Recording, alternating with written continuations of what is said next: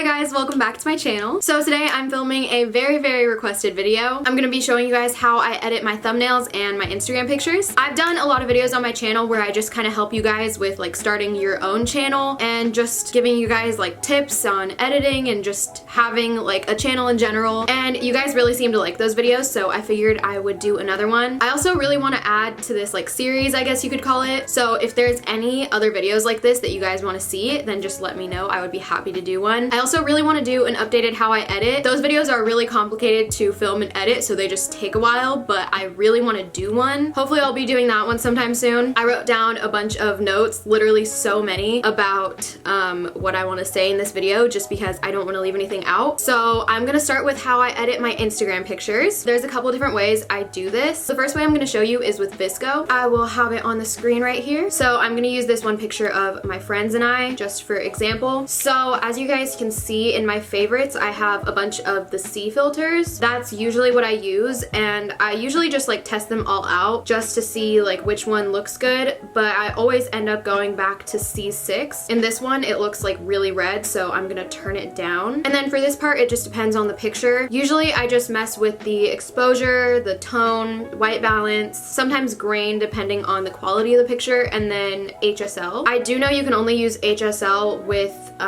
like the membership. It's $20 a year. I personally think it's worth it just because I use this for thumbnails too, and I use VSCO all the time, and this feature really helps me. You can also filter videos with that membership, so I personally think it's worth it, but that's just my preference. You don't need it obviously. So for this picture I'm gonna turn the exposure up a little bit. I usually only turn it up to like 0.5 or 1. Then for the tone, I like to turn the highlights up. For this picture it actually looks kind of weird when I turn the highlights up, but usually it looks good. I'm not gonna do it this time though. And then sometimes I turn the shadows up too when the picture is just like too dark or something, so I'll turn it up to like 4. Then I go into white balance. I usually turn up the temperature so it's like warmer. This was probably not the best picture to use for an example because it's already pretty warm too, but that's just what I usually do. And then sometimes when the picture isn't very good quality, I like to turn up the grain just so it like looks like it's supposed to be like that kind of. I don't know if that makes sense. And then for the HSL, I'm gonna turn down the green, and then I'm gonna turn up the blue. I usually just mess around with all of the settings on these colors just to see what looks the best. I try not to like do too much though, just so that it doesn't look like super filtered. That's pretty much all I do for the first way. Here's what it looks like without the filter, and then here's what it looks like with the filter. So now I'm gonna show you the second way that I edit my pictures. This way is really simple, but it does cost money. So you guys will probably notice that a lot of like influencers, I guess you could call them, like to sell presets. So I've always liked Avery Ovard. She's been a huge inspiration to me in terms of like YouTube and editing, and just I think she's a really cool person. So one day I was watching one of her videos and she actually mentioned her presets, and I had always kind of considered buying them, but I also didn't like want to spend 30 bucks on some like Instagram filters. But then she said she was doing a sale on them, so I decided to get them, and I'm really happy that I did. So that's really all I do for the other way of editing my pictures. I'll show you guys. So I just go into Lightroom and import a picture. I'm gonna use one of my recent thumbnails for example. This way, by the way, is also how I edit my thumbnail pictures. I never really use VSCO for my thumbnails. I just like this way because I think it looks a little bit more like professional, I guess. So I just scroll over to the presets, and she has 3 of them. This is Simple Cool, this is Sunshine, and then this is Warm. I usually use Warm. You can probably tell on my pictures that's my favorite one. And then you can adjust the settings on it, but I usually don't. I usually end up liking how it looks, plus I just get scared that I'm gonna mess it up, so I don't really mess with any of the adjustments or anything. So then I will just export that to my camera roll, and that's it for editing my Instagram pictures. It's really simple. So now I'm gonna show you guys how I edit my thumbnails. So for thumbnails, I usually use the apps Lightroom, VSCO, Fonto, and PixArt. So like I said, I start out by editing them the same way that I edit my Instagram pictures with the Avery Ovard presets. And then what I do from there usually just depends on like the type of video it is. Sometimes I'll go for a really simple thumbnail, and then sometimes when I'm feeling more creative, I'll do a more complicated one. So I'll show you guys both ways. So for the simple ones, it's usually just like a filter and then words on the screen. So I'll use my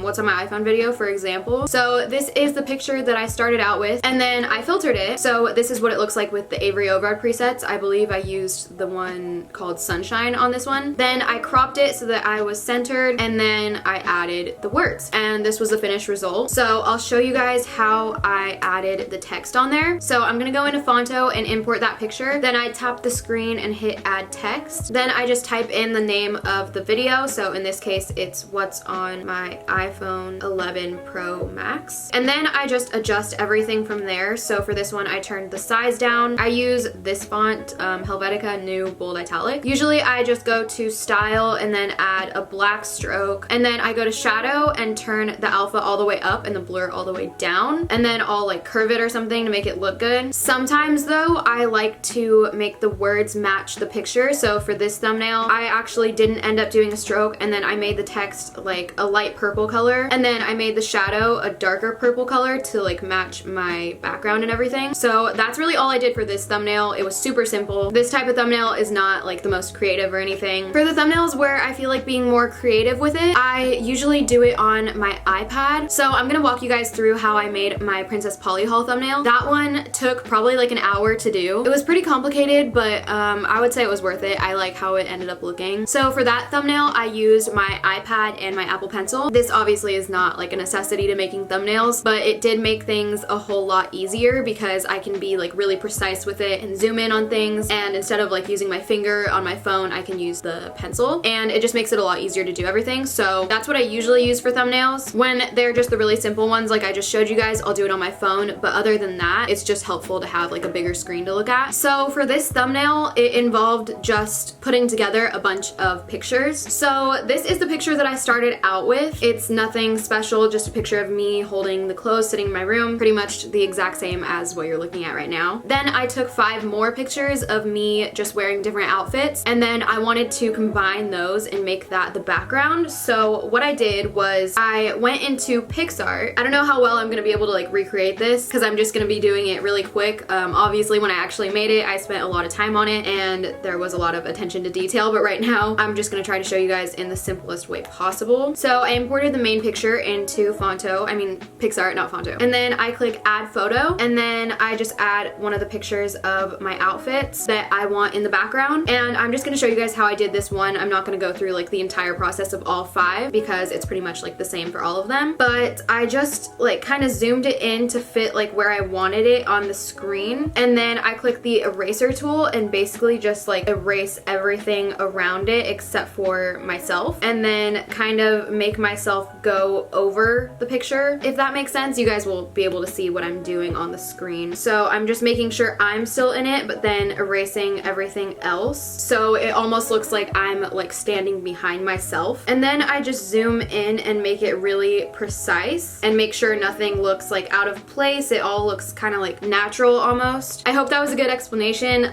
Basically after I like outlined myself, I just kept adding other pictures of my outfit over it. So this is what it eventually looked like after I added all of my other outfits on top of it. Then I just go in and add the filter. I think I used the sunshine filter on this one. And then the next thing I do is take that picture, import it back into PixArt, and then add all of the little details that I want to it. So for this one, I'm gonna go to draw. I'm gonna make sure the color is on white. And then I like to use the very first brush. I have the size at 6. And then I just go in and outline myself basically. It just kind of hides all of the little imperfections from when you added all the background pictures. I'm not gonna do the entire outline right now because you guys get the point. But after I do that, I usually like to go in and add stars. So I'll go to sticker, and then I usually just search stars. So it's in my recents right now, but this is the one that I like to use, the one with the little white stars with the black outline. And then I just kind of put them on the side like that. I'll usually duplicate it and then do the same to the other side just to add a little bit of detail, and then I just save that. So with the outline and the stars and everything,